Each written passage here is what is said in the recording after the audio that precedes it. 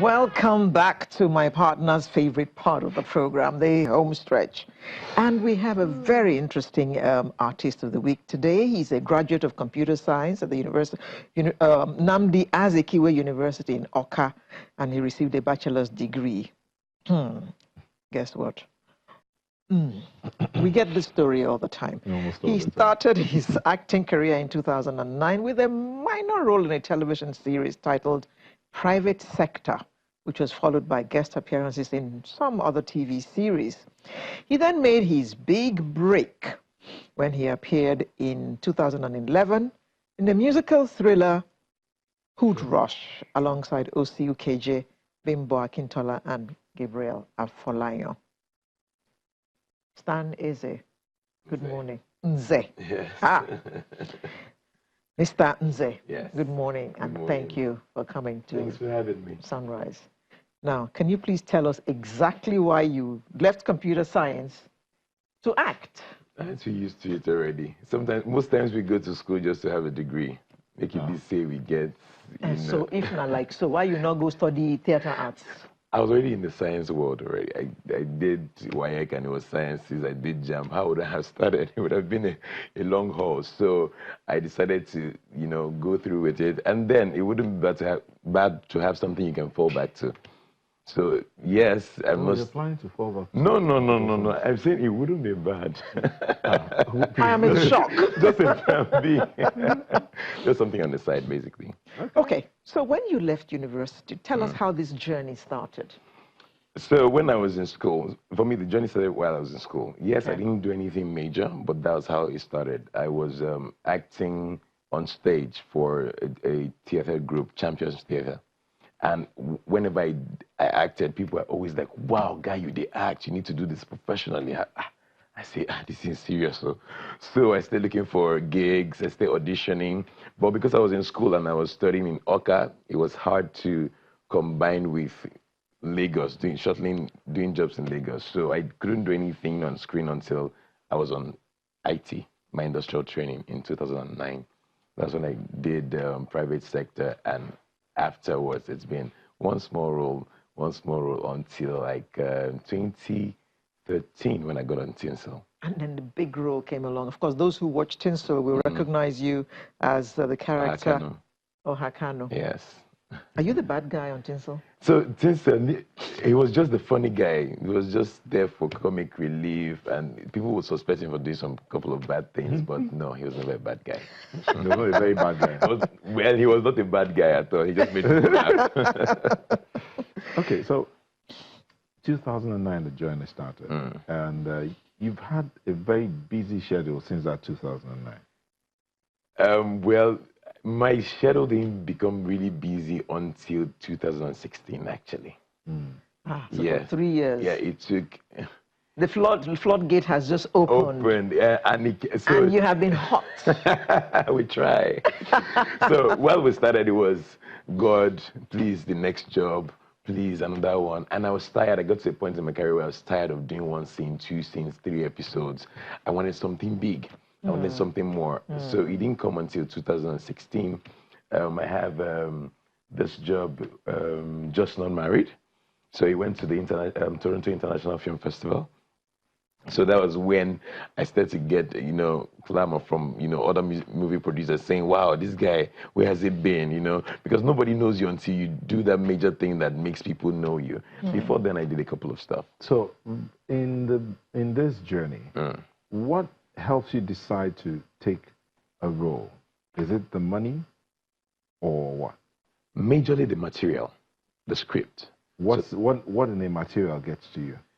I like stories that are well written, because one of our biggest problems in Nollywood is the fact that we don't have well written scripts. It's not because the writers are overworked. That's improving now, isn't it? It's improving, but if we do 100 films in a year, how many in those can you really say, wow, I really love this film? So we're getting there.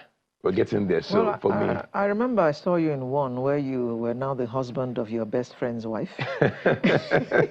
And your best friend had been killed. Yes. And detectives were in the house trying to find out who killed your best friend. Yes, and that's one. You had a solid motive. Because he wanted his wife. Yeah, but I didn't kill him. I didn't kill him. That one is called Truth.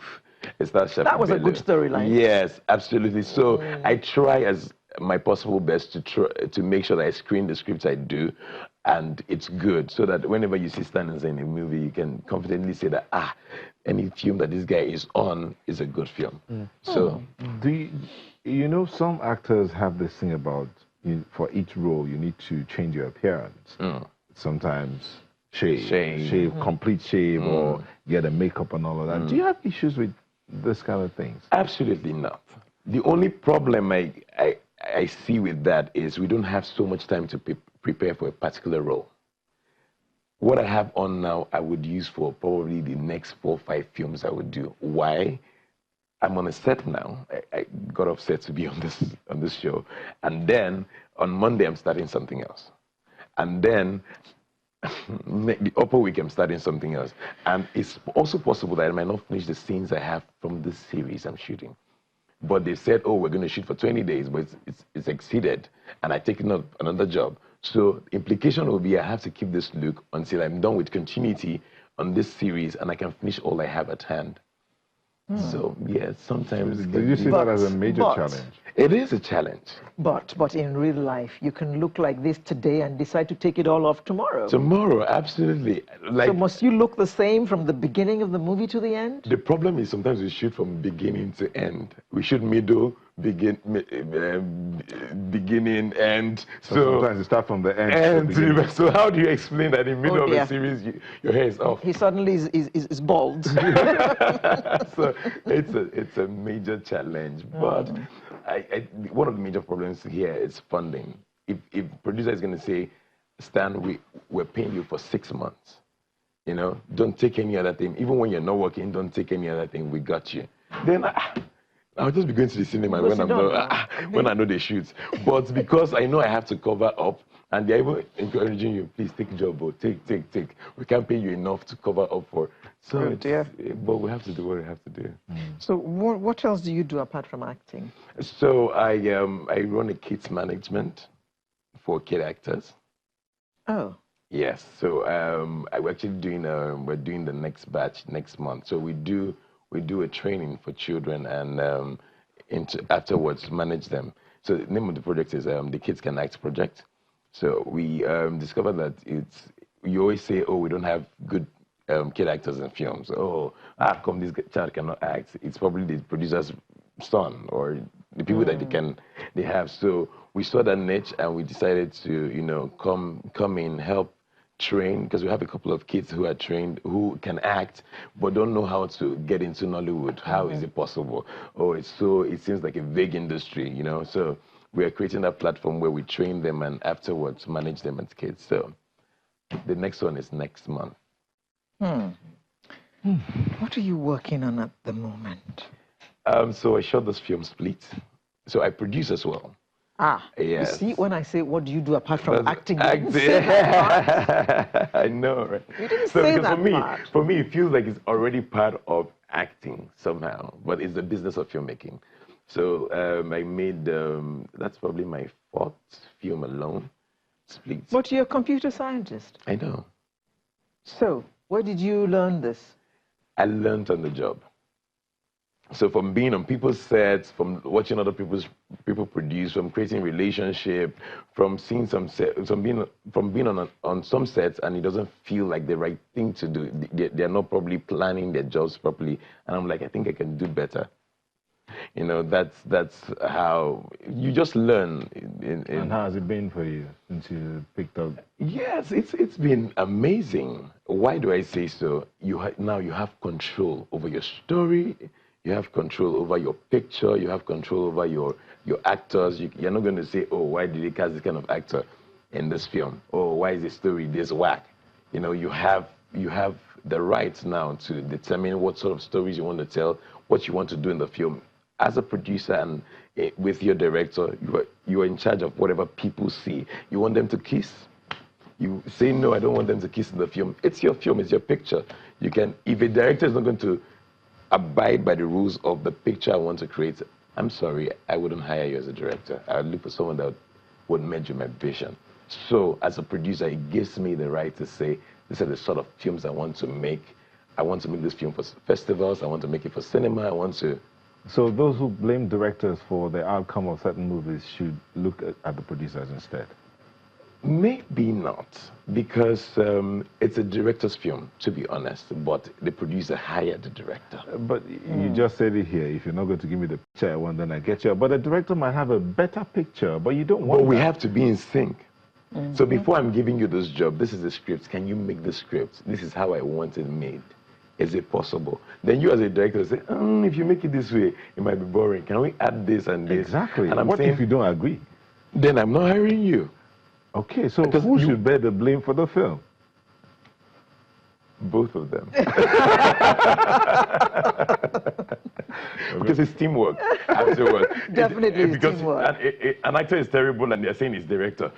Costume is bad, director. Yes, director. Director is in charge, but producer has paid a costumier who is not very good because now my sister and my brother, please come, I give you 50,000, come and do this thing. But what did the director do? He not go kill himself, now go shoot the film, make it for it. You know, so a lot of things are at stake. Yes, the producer is in charge of making it happen, but the director can also say, oh, give me rain. We don't have money for rain, no, in this scene. We would say, before we bring tanker here, we'll lose day. This actor has to be in Abuja tomorrow. Let's shoot it like that. The director to compromise. Okay. Now, Nollywood is going places, there's no doubt about that. But there's still room for improvement. Do you think? Yes, absolutely. Okay, in what areas do you think we can improve? We need more hands in Nollywood. What kind of hands? More scriptwriters. Because I look for scripts every day. And writers that say, hey, I'm booked till so time. There's no, I can't write for you till maybe June next year. Or if you're not going to pay me so amount, and maybe as a producer, I can't even afford what you're asking for. You know, so we need more people in the industry. We need better materials. Because I always say, I make films, and sometimes I make with minimal budgets. No budgets, but I make good films. So I always say, if you're going to make a small film, let the story be good at least. Let the picture be good. If I'm going to watch something that is not, a skyscraper is not falling, aeroplane is not falling, at least let me enjoy the story now. So simple. It doesn't take so much. Once you can get your story right. Something. Give me something. Story is not You can't good. have low budget, bad story, bad picture. Where do we start? So I think that's a major problem. We need to watch our stories. We need to take more time to make films. Like the film I made in December just left post. Most recently, I'm going to see the last, what I think is the last cut. But if I'm not satisfied, it's going to go back to edit. But some people might say, this money has tied up. I feel bad about it. Money is tied down somewhere. But it's my name that's going to be on the film. I want people to be able to see a stand as a film and say, this guy filmed, they make sense. Even in 100 years' time. Okay. We'll talk about the 100 years' time. We'll come back from this break. Please join us again. Welcome back. We still have Stan Nze with us in the studio, and he was telling us about the next 100 years. So we've seen a little bit of your journey from, and you played different roles. Tell us about that mechanic's role you were playing. That looks quite exciting. Yes. The coward. Is it the coward? No, the one that was a mechanic. Yes. Yes, it's called For My Girls. It was commissioned by the Iroko TV platform. And at the time, I think it was sometime 2 years ago, last year now, I think early last year, they wanted, indigenous content, epic, things that depicted very Nigerian. So we shot that in Imo State. It was produced by Ijama Grace Ago. Okay. Oh, how did you find that role? I find it very interesting. I like roles that feel very, very Nigerian. Very us, no makeup, no plenty of English. You're not trying to impress anybody. You're just being, there. You're just being the regular mechanic, the regular bread seller, and that's what I think people really want to see. They want to see that the Nigerian, the ghetto films. Like there's this film I shot this year. It's called City of Bastards. It's in the ghetto, it's raw, we're not trying to diffuse anything. I think that's what we... No window dressing. No window dressing, absolutely. So I find it really interesting. A friend of mine, as a director, said to us recently, he was saying, most of the actors, not they speak for them, not they form, let's have some films where you will speak like a typical Nigerian without trying to... And some of the problem is the audience too, sometimes they want to see us touch up the best of Brazilian hair so that they can learn how to speak English. But I think the best thing to export is Nigerian. You can't be more English like an English. I was going to ask you, because some people argue that in other film industries, all the films that come out have one or two subtle messages about the good in those areas. Like the American film industry, the Indian film industry, they always have this messaging about their culture. About what do you see that in Nigerian films? Maybe not before. Are you seeing that now? Yes, a couple of people have started infusing, because we need to portray what people would want to see, or what we really are. Because when you think about Nigeria, you're probably thinking of, oh, Boko Haram, Ruga, you know, all the bad things you see in the news. But I think with the media industry, with the film industry, you can still be in the ghetto and show love. You know, you can still do your good picture, good houses. We have the Lekki, the high-rise areas, highbrow areas in Lagos. We can still show that, and show that as Nigerians, and export it nicely. So we're beginning to infuse it.